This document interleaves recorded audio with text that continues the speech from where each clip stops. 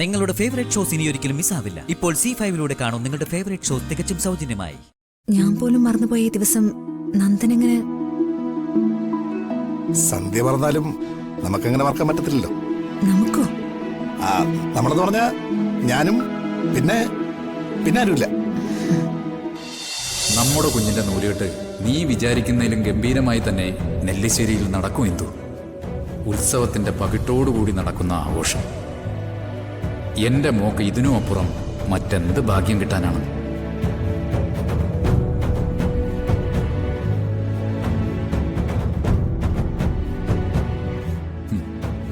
ഇവിടത്തെ ഇരണം കെട്ട കുരുപ്പിന് കറുത്ത ചരട് തന്നെ ധാരാളം.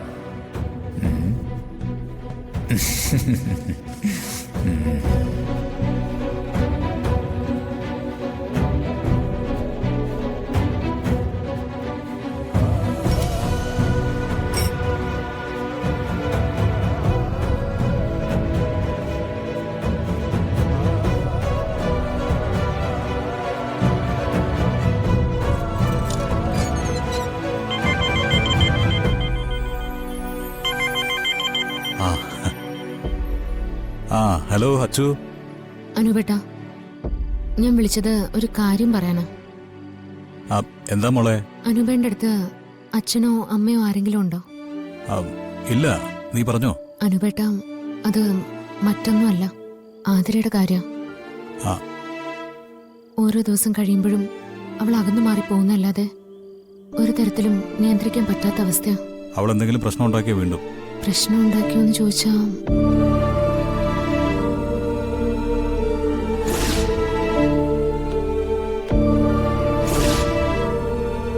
ചടങ്ങുകളൊക്കെ എന്റെ വൃന്ദാവനം വീട്ടിൽ വെച്ച് നടത്തിയാ മതി. ഇവളിങ്ങനെ തുടങ്ങിയ എന്ത് ചെയ്യും അനുപേട്ട? അച്ഛന് വിഷമാവെന്ന് കരുതിയ ഞാൻ അച്ഛനെ വിളിച്ച് പറയാതെ അനുപേട്ടനെ വിളിച്ചത്. ആതിര സന്ദീപിന്റെ ഭാര്യയാണെങ്കിലും എപ്പോഴും എല്ലാവരും സഹിക്കുമോ? ആരെന്ത് പറഞ്ഞാലും അതിന് വിപരീതമായ അവരുടെ സംസാരവും പെരുമാറ്റവും ഒക്കെ. എന്നെ പറയുന്നതിനൊക്കെ ഞാൻ ക്ഷമിച്ചെന്ന് വരും. അതുപോലെയാണോ മറ്റുള്ളവർ? അനുപേട്ടന്റെ ഈ അവസ്ഥയിൽ ഞാൻ ബുദ്ധിമുട്ടിക്കുകയല്ല. എങ്കിലും ഇതിനൊരു പരിഹാരം കാണണം. അതിനാ ഞാൻ വിളിച്ച്. നീ തൽക്കാലം ഇതിപ്പോ ആരോടും പറയണ്ട, ഞാൻ നോക്കിക്കോളാം. ശരി ഏട്ടാ.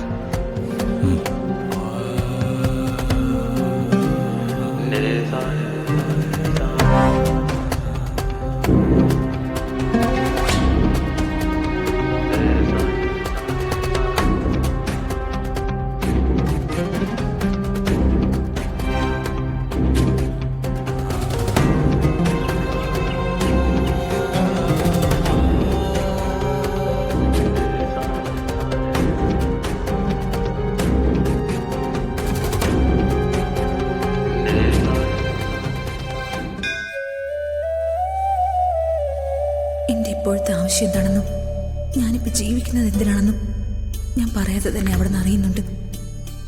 ഒരപേക്ഷ എനിക്കുള്ളൂ. ഈശ്വരനായി ധനുഷിന് ആയുസ് നീട്ടിക്കൊടുക്കരുത്.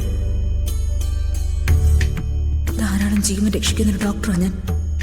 അറിഞ്ഞുകൊണ്ട് തന്നെ ഒരു ജീവൻ എടുക്കാനുള്ള തയ്യാറെടുപ്പില്ല ഞാനിപ്പോ. ഈശ്വരൻ കൊടുത്ത ജീവനെ നശിപ്പിക്കാൻ ഞാൻ ആളല്ലെന്നറിയാം. എങ്കിലും ഇതെനിക്ക് ചെയ്തേ മതിയാവും. അവനെ ഞാൻ കൊല്ലുന്ന സമയം എന്റെ ഭർത്താവിന്റെ ആത്മാവിന് ശാന്തി കിട്ടുമെന്ന് ഞാൻ വിശ്വസിക്കുന്നുണ്ട്. ആ വിശ്വാസം തകർക്കാൻ ഇടയാകരുത്. കൂടെ വേണം.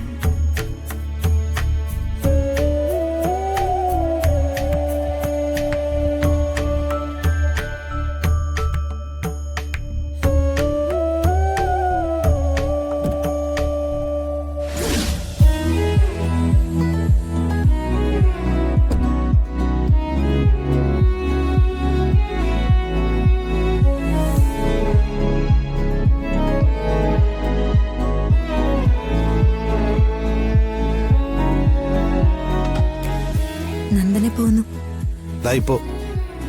പിന്നെന്താ ഇവിടെ നിന്നത്? അമ്പലത്തിൽ കയറുന്നില്ലേ? ഞാനിപ്പോ വന്നത് തൊഴാനല്ല. പിന്നെ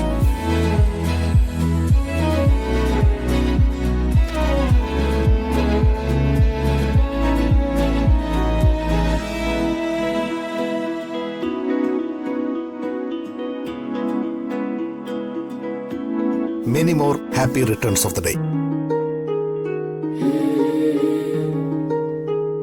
ഇന്നല്ലേ സന്ധ്യയുടെ ബർത്ത്ഡേ? അതെ. അപ്പൊ ഇത് സ്വീകരിക്കണം.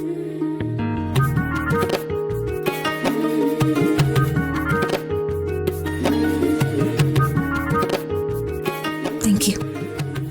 You are always welcome. ഞാൻ പോലും മറന്നുപോയ ഈ ദിവസം നന്ദൻ എങ്ങനെ? സന്ധ്യ പറഞ്ഞാലും നമുക്കങ്ങനെ മറക്കാൻ പറ്റത്തില്ലല്ലോ. നമുക്കോ? നമ്മളെന്ന് പറഞ്ഞ ഞാനും പിന്നെ ആരുമില്ല. ഞാൻ മാത്രമേ ഉള്ളൂ. ഇപ്പോഴും ഞാനിതെങ്ങനെ അറിഞ്ഞു എന്ന് സന്ധ്യക്ക് സംശയം കാണൂല്ലേ?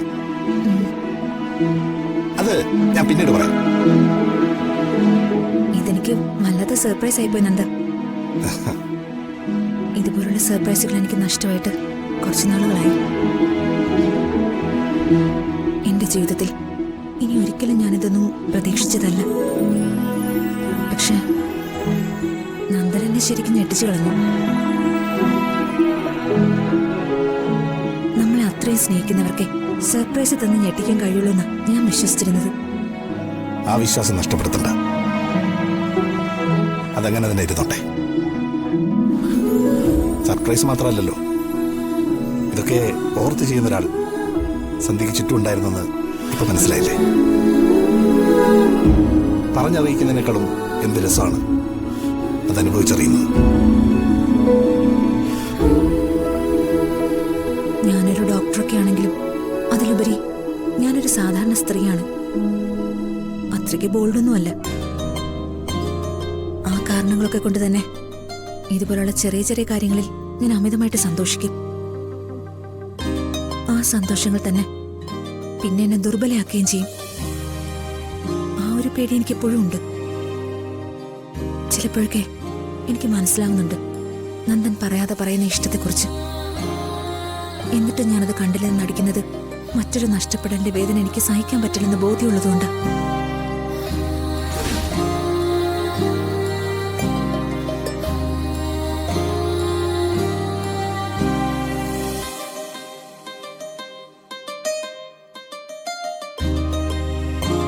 മാത്രമല്ല, എന്തിനെന്നെ? ആ ചോദ്യം ഉത്തരമില്ലാതെ മനസ്സിൽ കൊണ്ട് നടക്കുന്നുണ്ട് ഞാൻ.